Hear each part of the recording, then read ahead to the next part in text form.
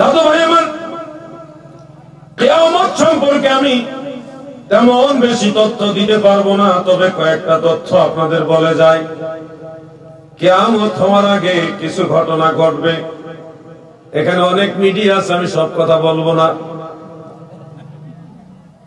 কিছু কথা বলবো না, বলা যাবে না। পার্সোনালি অনেক কথা বলা যায়, খোলা মাঠে সব কথা বলা যায় না, সত্য কথা জাহের করা যায় না। দাদু গো, মনে রাখবেন এই কথাগুলি। কিয়ামতের বহু আগে ভারতের কাশ্মীর মুসলমানরা পুরাপুরি দখল করবে। শাহ নিয়ামতুল্লাহ কাশ্মীরি রাহিমাহুল্লাহ তিনি এই ব্যাপারে ভবিষ্যৎবাণী করে গেছেন আজ থেকে 900 বছর আগে। সেই ভবিষ্যৎবাণীটা আমার কাছে আছে। কাশ্মীর যখন মুসলমানেরা দখল করবে, মুসলিম অধ্যুষিত একটা বৃহৎ এরিয়া, সেটা হিন্দুরা দখল করে নিবে। এই লাগবে হিন্দু আর মুসলমানদের মধ্যে দ্বন্দ্ব লাগতে গিয়ে এমন অবস্থা হবে, মুসলমানদেরকে ব্যাপকভাবে অত্যাচার করা হবে। এমন অত্যাচার মুসলমানদেরকে করা হবে যেটা ভারতবর্ষের ইতিহাসে আর কোনোদিন হয়নি। এই ঘটনাটা ঘটবে কোন এক মাহে রমাদানের পরে শুরু হবে এবং ঈদুল আজহার আগেই এটা সমাপ্ত হবে। লাশের পরে লাশ পরে থাকবে, এমন ভয়ানক দৃশ্য হবে, লাশের পরে লাশ পরে থাকবে, এমন অত্যাচার হবে। তখন পাকিস্তান, আফগানিস্তান এবং ভারতের একটা অংশের, বাংলাদেশের এই অংশের কিছু মানুষ মুসলমানদের মধ্যে এক হয়ে পুরো ভারতের বিরুদ্ধে তারা তরবারি হাতে নেবে। আল্লাহর তরফ থেকে সুসংবাদ এটা যে মুসলমানরা তখন পুরো ভারতবর্ষ দখল করে নিবে। বাতিল বিধর্মী যারা, ইসলাম বিদ্বেষী যারা, তারা এত ভীত সন্ত্রস্ত হয়ে যাবে, মুসলমানদের এই ক্ষুদ্র বাহিনীর কাছে তারা পরাস্ত হয়ে যাবে। পুরা ভারতবর্ষ মুসলমানরা দখল করে নেওয়ার পরেই মিডল ইস্ট সহ সারা ওয়ার্ল্ডের অমুসলিম যারা, সকল ধর্মের অমুসলিম যারা, তারা সবাই এক হয়ে যাবে আর মুসলমানরা শুধু এক হবে। ওই শুরু হবে তৃতীয় বিশ্বযুদ্ধ। তৃতীয় বিশ্বযুদ্ধের সময় মুসলমানরা ব্যাপক ক্ষতিগ্রস্ত হবে। তখনই ঘটনা ঘটবে মক্কায়। মনে রাখবেন, এই ঘটনা ঘটার আগে সৌদি আরবের যিনি রাজা থাকবেন, বাদশাহ, তিনার নিকটস্থ 3 জন সেনাপতি বা 3 জন সেনাবাহিনীর প্রধান বা নৌবাহিনী, এরকম বিভিন্ন বাহিনীর 3 জন প্রধান আরব দেশ নিয়ে তারা নিজেরা সংঘাতে লিপ্ত হবে। সংঘাতে লিপ্ত হওয়ার পরে 3 জনই পরাস্ত হবে, কেউ আর লাভবান হবে না। আর এদিকে ফুরাত নদীর নাম শুনেছেন? ফুরাত নদীর নিচে আল্লাহর তরফ থেকে গুপ্ত ভান্ডার আছে, অসংখ্য ধন ভান্ডার আছে। সে হীরার খনি বলেন আর সোনার খনি বলেন, সব ওই নদীর নিচে আছে। এগুলি আস্তে আস্তে ভেসে উঠবে, মানে গভীর থেকে আস্তে আস্তে উপরের দিকে চলে আসবে। এগুলি সন্ধান পাবে কোন না কোন জায়গায়, বিধর্মীরা সন্ধান পাবে, কিন্তু মুসলমানদের কারণে প্রকাশ্যে গুলি দখল করতে পারবে না। রাসূল পাক বলে গেছেন এটা। তখন একেবারে আমেরিকা সহ, ব্রিটেন সহ সারা ওয়ার্ল্ডের বড় বড় অস্ত্রধারী, রাশিয়া সহ অস্ত্রধারী যতগুলি রাষ্ট্র, তারা ওই ফুরাত নদীর নিচের এগুলি নেওয়ার জন্য কঠিন ভাবে তারা যুদ্ধের ঝঞ্ঝানি শুরু করবে। দাদু ভাই আমার, এই যে অবস্থাটা হবে, এটা কখন হবে? ইমাম মাহদী আলাইহিস সালাম প্রকাশের আগে হবে। এরপরে ফুরাত নদীর বিষয়টাও তৃতীয় বিশ্বযুদ্ধের সাথে সম্পৃক্ত থাকবে। দাদু ভাই আমার, এরপরে মদিনা যে রওজা মুবারক, মদিনা শহর, এই শহরের বরাবর পূর্ব দিকে পাহাড় পর্বত বেষ্টিত একটা জনমানব বিচ্ছিন্ন একটা ছোট্ট এরিয়া আছে, যেখানে পৃথিবীর সাধারণ যোগাযোগ, অন্যান্য জায়গার যোগাযোগ থাকবে না। ওখানে অনেকগুলি মানুষ বসবাস করে। তারা কারা জানেন? তারা ওই যে ইয়াজিদের আমলে অত্যাচার হয়েছিল, মসজিদ নববীতে 3 দিন আযান এবং ইকামত বন্ধ ছিল। রাসূলের প্রায় 10,000 সাহাবীকে ইয়াজিদের বাহিনীরা যেখানে পাইছে ওখানে শহীদ করছে, কতল করে ফেলছে। প্রায় 3,000 মহিলা সাহাবীদের মেয়ের সন্তান সাহাবীদের পরিবারের মহিলা সদস্য 3000 মহিলাদের ইজ্জত নষ্ট করছে এজিদের বাহিনীরা। ওই সময় মসজিদে নববীর মধ্যে বহু ঘোড়া উট গাধা বেঁধে রাখছিলেন যেন নবীর মসজিদের মধ্যে পেশাব পায়খানা করে। ইয়াজিদের বাহিনীর এটা করেছে। ওই অত্যাচারের সময় নবীর বংশের কিছু লোক তারা মদিনা ছেড়ে ওখানে আশ্রয় নিয়েছে। ওই মানুষগুলি দুনিয়ার সমস্ত অত্যাধুনিক যোগাযোগ থেকে বিচ্ছিন্ন এখনো আছে। ওই জায়গাটা হলো মদিনার পূর্ব দিকে, আল্লাহ রাসূল বলে গেছে। ওখানে ইমাম মাহদী আলাইহিস সালাম ছোট থেকে বড় হবে। সবাই আহলে বাইতে রাসূল হযরত ফাতেমা রাদিয়াল্লাহু তাআলা আনহার বংশধর হবে। ইমাম মাহদীর আসল নাম হবে মুহাম্মদ, আর বাবার নাম হবে আব্দুল্লাহ, মায়ের নাম আমেনা, বংশ হবে ফাতেমার বংশ, কুরাইশ বংশ। ওনার নাম থাকবে মুহাম্মদ। উনি জীবনে প্রথমবার কাবা ঘর তাওয়াফ করার জন্য যাবেন 40 বছর বয়সের সময়। কত বছর? ইমাম মাহদী আলাইহিস সালামকে চিনার কয়েকটা আলামত বলে দেই। ওনার ডান গালে এখানে একটা তিল থাকবে, সুন্দর চমৎকার একটা তিল থাকবে এই জায়গায়।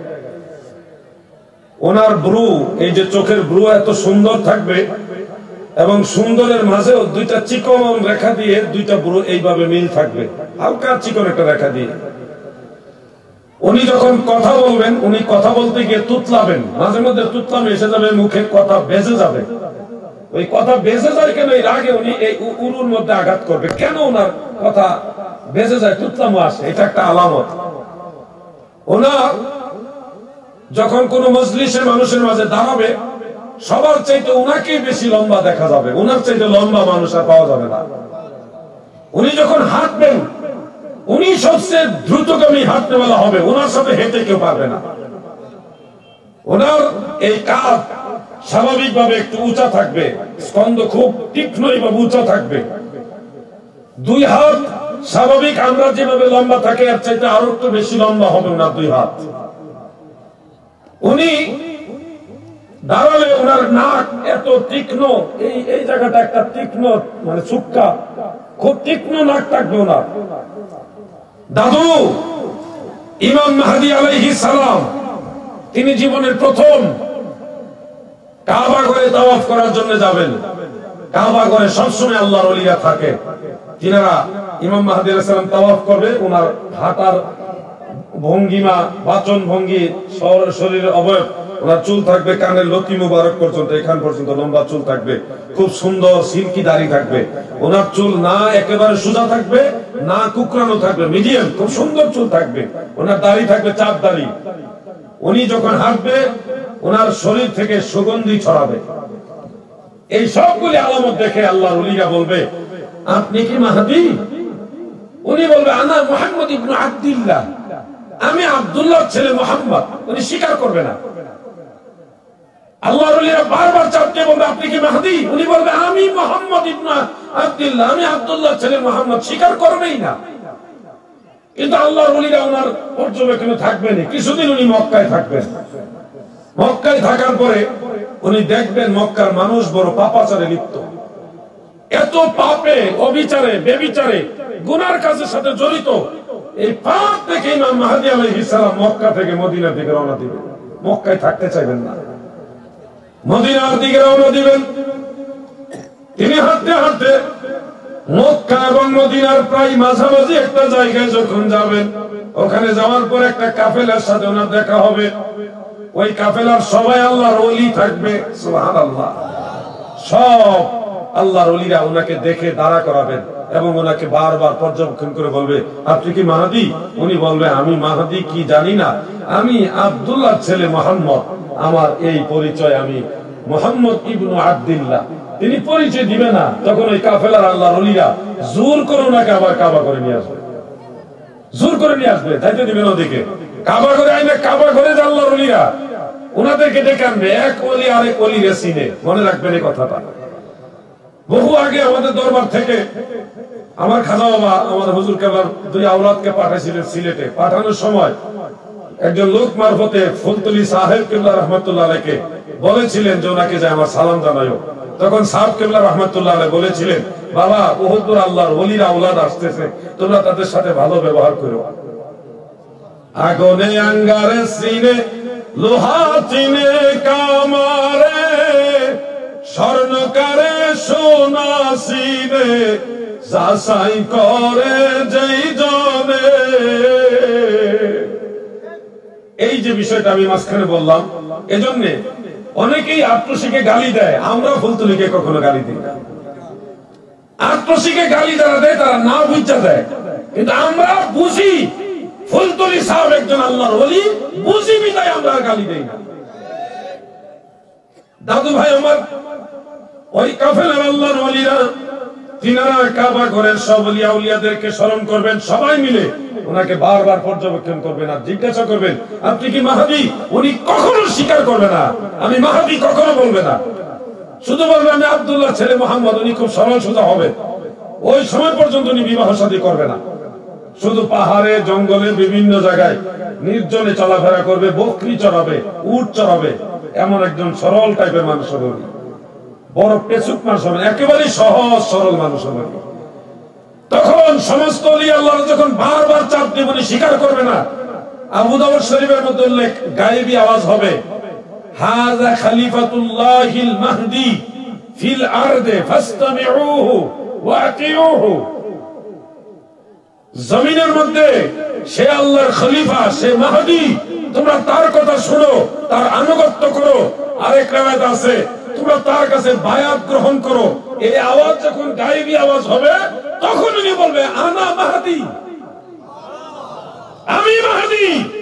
এর আগ পর্যন্ত উনি স্বীকারই করবে না।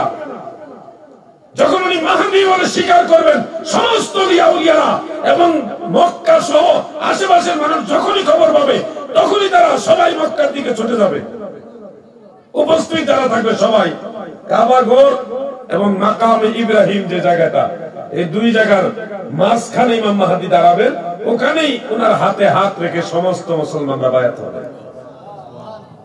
এদিকে একটা ঘটনা ঘটবে, দামেস্কের বড় মসজিদের ছাদে, কোন কোন বর্ণনায় আছে বাইতুল মুকাদ্দাসের ছাদে হযরত ঈসা আলাইহিস সালামকে আল্লাহ তাআলা দুইজন ফেরেশতার কাঁধে ভর করায়া দ্বিতীয় আসমান থেকে দুনিয়াতে নামাবেন। ঈসা আলাইহিস সালাম দুনিয়াতে নামবে বাইতুল মুকাদ্দাসের ছাদে। কোন কোন আছে দামেস্কের বড় মসজিদের ছাদে নেমে নিচে নামার সিঁড়ি উনি পাবে না। তখন চিৎকার মেরে বলবে, আমি ঈসা ইবনে মারইয়াম, আমাকে তোমরা নামাও। ওইখানে যারা মুসলমান থাকবে তারা ওনাকে মই দিয়ে উপর থেকে নামাবে। নামানোর পরে উনি পরিচয় দিবে, উনি সর্বপ্রথম মুস্তাদরিক হাকিম উল্লেখ, উনি ওই দামেস্ক থেকে অথবা জেরুজালেম থেকে বহু অলিগলি রাস্তাঘাট পার হয়ে সর্বপ্রথম মদিনা মুনাফফারায় আল্লাহ রাসূলের রওজা মুবারকে এসে সালাম দিবে। আমার দয়াল নবী বলেন, আমি রওজা মুবারক থেকে হযরত ঈসার সালামের জবাব দিব। এরপর ঈসা আলাইহিস সালাম মক্কা যাবে, গিয়ে এমন একটা সময় উপস্থিত হবে যে সময়টা নামাজের সময় থাকবে। ইমামতি করবেন কে, এটা নিয়ে ইখতিলাফ দেখা দিবে। ঈসা আলাইহিস সালাম ওখানে গিয়েই ইমাম মাহদী আলাইহিস সালামের কাছে বায়াত হবে। আজকে এই জামানা অনেকে বায়াত মানে না, পীর মুরিদি মানে না, ওনারা বিভিন্ন ধরনের বাহানা, দেখো বায়াত বলতে কিছু নাই, এগুলি সব ভুয়া ভণ্ডামি, এই হ্যান ত্যান বিভিন্ন ধরনের কথা বলে। অথচ কোরআন শরীফের মধ্যে বায়াতের আয়াত আছে, ইন্নাল্লাযীনা ইউবাইউনাকা ইন্নামা ইউবাইউনাল্লাহ ইয়াদুল্লাহি ফাওকা আইদিহিম। কোরআনের মধ্যে আমার আল্লাহ বলেন, যারা আপনার কাছে বায়াত হচ্ছে এবং হবে, তারা সবাই আমি আল্লাহর কাছে বায়াত হইল। সুবহানাল্লাহ। বায়াতের কথা কোরআনে আছে, সাহাবায়ে কেরাম বায়াত হয়েছেন, পর্যায়ক্রমে আল্লাহর ওলিদের কাছে বায়াতের সেই ধারা অব্যাহত রয়েছে। ইমাম মাহদী আলাইহিস সালাম বায়াত করবেন এবং তিনার কাছে বায়াত হওয়ার জন্য আসমান থেকে গায়েবী আওয়াজ হবে, তোমরা তার কাছে বায়াত হও। এরপরও যারা বায়াত মানে না, আমার মনে হয় তারা ইমাম মাহদী আলাইহিস সালামের কাছে বায়াত হওয়ার সৌভাগ্য লাভ করবে না। আপনারা কি ইমাম মাহদী আলাইহিস সালামের কাছে বায়াত হওয়ার ইচ্ছা আছে? সবাই বলেন ইচ্ছা আছে? বন্ধুরা আমার, এরপরে কষ্ট হইতেছে না? জিকির করতাম, আরেকজনের দাবি আছে জিকির করো। এত মানুষের মন রক্ষা করা যায়? একজন মানুষ এত মানুষের মন রক্ষা করা যায় না। এরপর আপনার কথা চালাবো ইনশাআল্লাহ, পরে জিকির হবে। Wait and see please. বন্ধুরা আমার, এই কথাগুলি আমাদের জানতে হবে, কারণ সময়টা বেশি দিন দূরে না। আমাদের মন সাক্ষী দিচ্ছে, কোরআন হাদিস গবেষণা করে যতটুকু বুঝতেছি আল্লাহু আলাম, তারপর আমাদের একটা আন্তরিকতা যে সময়টা খুব একটা দূরে না। আল্লাহ যদি বাঁচায় বা আল্লাহ চাহে তো আমরা মনে হচ্ছে দেখে যেতে পারবো, এরকম মনে হচ্ছে। বাকিটা আল্লাহই সর্বজ্ঞ, আল্লাহ সবচেয়ে ভালো জানেন। কিন্তু আমার মনে হচ্ছে আমরা হয়তো দেখে যেতেও পারি। এই জন্য ইমানি চেতনা নিয়ে আপনাদেরকে কথাগুলি বলতেছি। কিয়ামতের আগে এই ঘটনাগুলি ঘটবেই। সাথে সাথে খুব খেয়াল করে শুনবেন, ঈসা আলাইহিস সালাম বায়াত হবেন, হওয়ার পরে নামাজের ইমামতি কে করবেন এটা নিয়ে একটা ইখতিলাফ। ইমাম মাহদী আলাইহিস সালাম বলবে, হে ঈসা, আপনি তো আল্লাহর নবী ছিলেন, আপনি ইমামতি করুন। ঈসা আলাইহিস সালাম বলবেন, আমি নবী ছিলাম, এখন আখিরি নবীর উম্মত, আপনার কাছে বায়াত হয়েছে, আপনার মুরিদ, আপনি আমার ইমাম, আপনি ইমামতি করুন। তখন ইমাম মাহদী আলাইহিস সালামের ইমামতিতে হযরত ঈসা আলাইহিস সালাম সহ সমস্ত মুসলমানরা নামাজ পড়বে। এদিকে ইমাম মাহদী আলাইহিস সালামের বিরোধিতা করার জন্য খুরাসান সহ মক্কার পূর্ব সাইডের একটা বিশাল বাহিনী, মুসলমান এবং অমুসলিম দুই গ্রুপ মিল্লা ইমাম মাহদীর বিরুদ্ধে যুদ্ধ করার জন্য তারা যাবে। খুরাসানের নামটা হাদিসের মধ্যে আছে, খুরাসান এবং ওই পার্শ্ববর্তী এলাকার কিছু লোক, তাদের মধ্যে মুসলিমও থাকবে, নামদারি মুসলিম, এবং বেঈমানরাও থাকবে। তারা একটা কাফেলা করে বিশাল বাহিনী নিয়ে ইমাম মাহদীর বিরুদ্ধে যুদ্ধ করতে যাবে। যখন তারা মক্কার কাছাকাছি সাদা একটা মরুভূমিতে পৌঁছবে, হাদিসের মধ্যে উল্লেখ আছে সাদা একটা মরুভূমির মধ্যে পৌঁছবে, তখন ওই মরুভূমির অগ্রভাগে যে সমস্ত কাফের বেঈমানরা থাকবে, মুনাফিকরা থাকবে, তাদেরকে আল্লাহ সরাসরি মাটির নিচে দাবাইয়া দিবে, জিন্দা দাফন করে ফেলবে আল্লাহ। কিন্তু পিছনের মানুষগুলিকে আল্লাহ সুযোগ দিবে, তারা দাফন হবে না, তাদেরকে আল্লাহ সুযোগ দিবে, তারা যেন পশ্চাৎপরণ করেন। সামনের দুই একজন ডাক দিবে, আমাদের বাঁচাও, আমাদের সাহায্য করো। ওই ডাকে সাড়া দিতে গিয়ে পিছনের মানুষগুলো সামনের মানুষের দিকে আগাবে, তখন পিছনের জমিনটা আল্লাহ ওই ভূমি ধস করে পুরা জমিনটাই একেবারে জিন্দা তাদেরকে দাফন করে। দাদু ভাই আমার, খুব মনোযোগ দিয়ে শুনবেন, প্রতিটা কথা আমি রাসূলের হাদিস থেকে বলতেছি, আমার বানানো নয়।